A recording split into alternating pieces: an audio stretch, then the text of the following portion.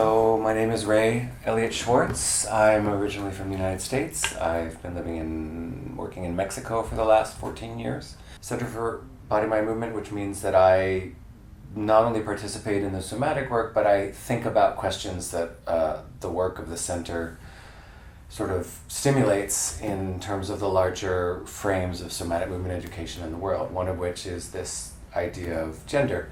And gender, as we begin to understand it today, there's a lot more knowledge in general in the world about what gender is. I think we used to think that gender was defined biologically, and now we know that gender is actually something much more culturally informed. And there are more than two genders. We used to think there was just masculine and feminine, and now we know there's masculine and feminine and non-binary and many, many other classifications. All that said, there has been a tendency in work with embodiment to have a large population of people who generally identify as feminine in the work. And I think that's not just somatic movement education. I think you'll see that in yoga. I think you'll see that in dance. I think you'll see that in somatics. You often see it in body-based practices that are non-competitive. Whereas people who have generally identified as masculine tend to dominate the world of competitive sports or mountain climbing or adventuring or things like that. And that has been some of the challenges that as a species that we've been negotiating in terms of practices for some time. There are always exceptions. There are always wonderful stories of people who break the mold. And the other interesting thing I would say about that predominantly female or feminine identifying participation ratio in embodiment practices is you also see, because of the presence of the patriarchy, a lot of people who are in leadership positions in those practices tend to identify as masculine. And I am in a leadership position in one of these works, but what's interesting for me is that some of the roots of my education in somatic movement education were mostly female teachers, feminine teachers. So I feel very fortunate in a way that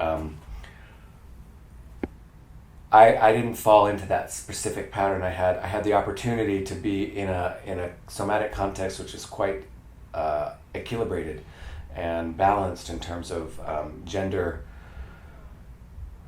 leadership.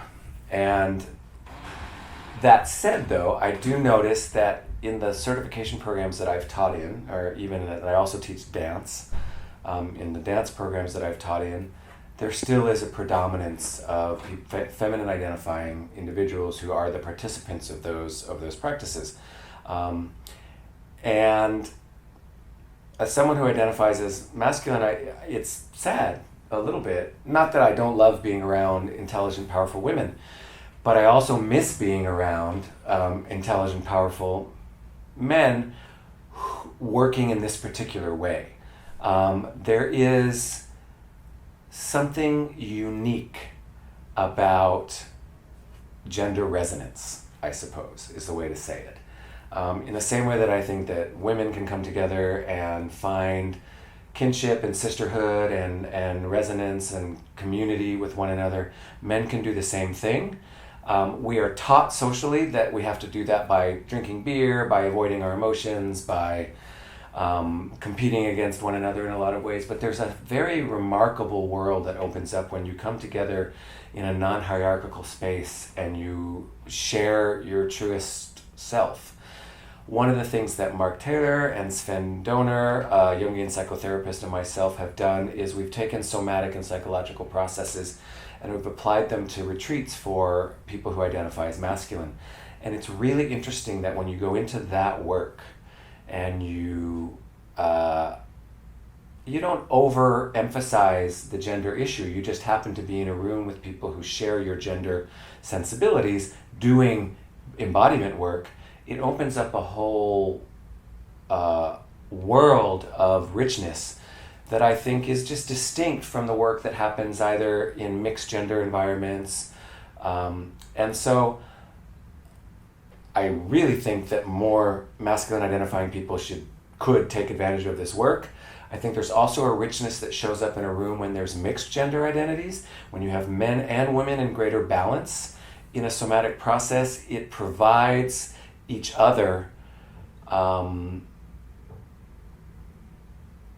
harmonics that generate a richer overtone and undertone and a richer sense of how coexisting as a species through embodiment practices can be. I think there should be space for all of it. I think there should be space for people who identify as a single gender to get together and really negotiate some of those experiences. I think there should be places where people who identify as a single gender should mix and learn from each other. And I think there's that space where people who identify as non-binary should also be able to flow freely inside of all of those spaces. And we all have a lot of learning to do from one another around how our notions of embodiment affect our relational gendered practices. And so this work is some of the deepest and most direct ways to ask some of those questions. What does it mean to me to identify as masculine in a body? What does it mean to me to identify as feminine in a body? What does it mean to me to identify as transgender or non-binary in a body? And to be around other people who are asking questions with their bodies and from their bodies and in their bodies about those same things creates a carnival of possibilities in terms of how we can create a more inclusive and colorful world.